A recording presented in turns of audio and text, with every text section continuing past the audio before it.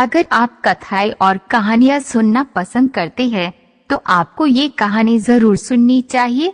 ये कहानी किसी पारी या जादुई कहानी से कम नहीं है। ये उस आदमी के जीवन पर आधारित है जिसने पारिवारिक परिस्थितियों के चलते अपनी पढ़ाई तक पूरी नहीं कर पाई थी।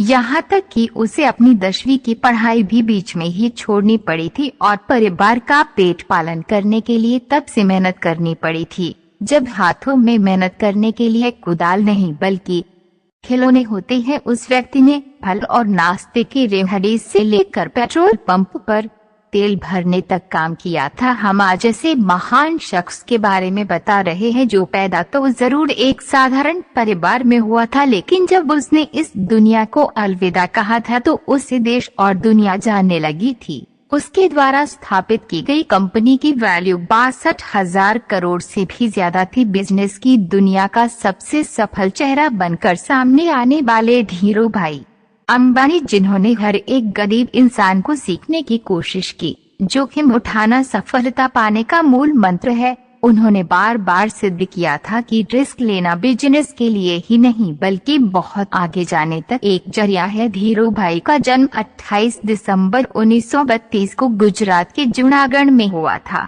इनके पिता हीराचंद गोवर्धन भाई अंबानी पेशे से एक शिक्षक थे और माता का जमुना बेन जो कि एक गृहिणी थी। इनके 4 भाई बहन और भी थे।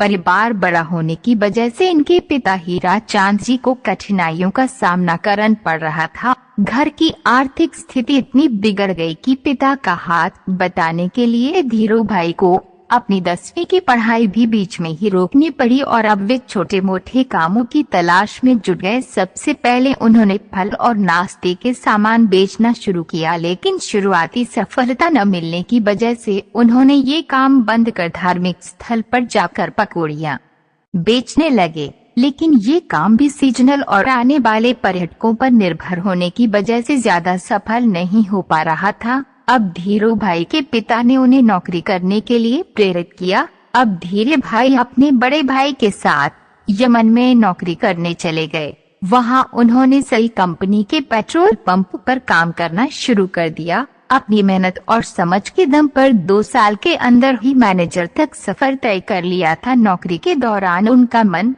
नौकरी करने में कम बल्कि एक सफल बिजनेसमैन बनने में ज्यादा लगा रहता था। उनके इस जुनून का अंदाजा आप उस घटना से लगा सकते हैं जब ने शेल के पेट्रोल पंप पर जॉब कर रहे थे तो वहां चाय 25 पैसे में मिल जाती थी। फिर भी अंबानी वहां चाय न पीकर पास में स्थित बड़े होटल में जाते थे। वहां चाय के लिए उन्हें 4 गुना अधिक पैसा चुकाना पड़ता था। जब एक दिन उनके सहयोगी ने उन्हें इसके बारे में पूछा तो उन्होंने बताया, वहां बड़े बड़े सफल व्यापारी चाय पीने आते हैं, मैं इसलिए वहां अधिक खर्चा करता हूं ताकि उनके सफल बिजनेस आइडिया सुन सकूं। उन्होंने अपना पहला सफल बिजनेस यमन में ही शुरू किया। दरअसल उन दिनों यमन में चांदी के सिक्कों का चलन था। धीरू भाई ने ये भाप लिया था कि इन सिक्कों में इस्तेमाल चांदी का मूल्य इस सिक्कों से कहीं ज्यादा है। उन्होंने इस अवसर का फायदा उठाते हुए यमन के सिक्के जमा करना शुरू कर दिए और उन्हें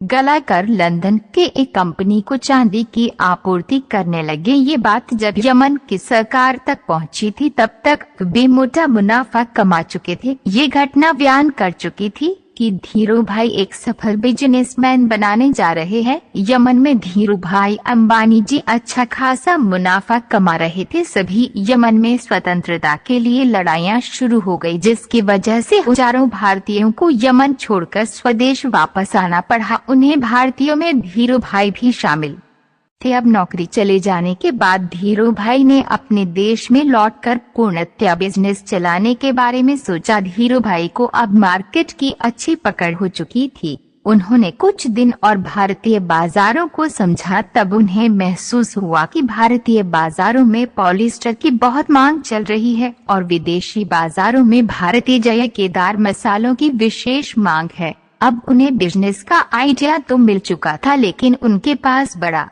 इन्वेस्टमेंट करने के लिए ऐसा नहीं था। इसलिए उन्होंने अपने मामा त्रियंबकदास के साथ मिलकर मसाले और शक्कर का बिजनेस शुरू कर दिया। यहीं से रिलायंस कॉरपोरेशन लिमिटेड की शुरुआत हुई थी। अपने इस बिजनेस में लगातार सफलता प्राप्त करने के बाद धीरूभाई सूत के काम में प्रवेश कर चुके थे। सूत के व्यापार में अंबानी को जल्दी ही अपार सफलता प्राप्त हुई और मुंबई में सूत के व्यापारी संघ के कर्ता धर्ता बना दिए गए। लेकिन सूत्र के काम में बहुत ज्यादा जोखिम होने की वजह से इनके मामा ने इनका साथ छोड़ दिया। मामा का साथ छूट जाने के बाद भी रिलायंस के बिजनेस में कोई खास फर्क नहीं आया और उसके बाद 1966 में पहली बार रिलायंस टेक्सटाइल अस्तित्व में आया। इसी साल अहमदाबाद के नरोरा में अपनी टेक्सटाइल मिल की स्थापना की। इसके बाद से विमल ब्रांड की इस तरीके से डिजाइनिंग की गई कि ये हर घर में पसंद किए जाने लगा। विमल भारतीय बाजारों में एक बड़ा भारतीय ब्रांड बन चुका था। विमल उन्होंने अपने बड़े भाई रमणीक दास के बेटे के नाम पर रखा था।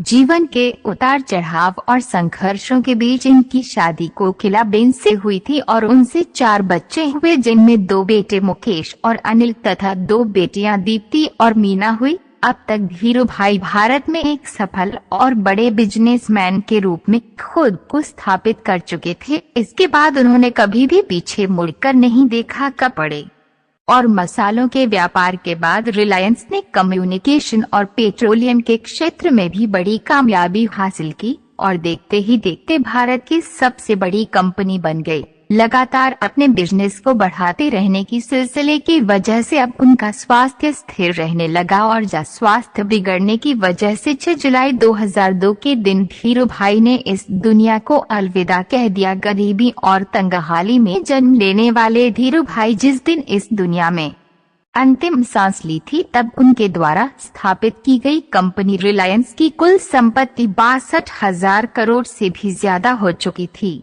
साल 2000 में अंबानी देश के सबसे अमीर व्यक्ति के रूप में उभर कर सामने आए थे। उनके जीवन पर आधारित बॉलीवुड में एक फिल्म भी बनाई गई जिसका नाम गुरुवार है। इस फिल्म में धीरूभाई का किरदार मशहूर अभिनेता अभिषेक बच्चन ने निभाया है। मीडिया रिपोर्ट्स के अनुसार धीरूभाई की मृत्यु के बाद इनके बिजनेस को इनके बेटे मुकेश अंबानी और अनिल अंबानी ने संभाला था। बाद में दोनों भाइयों के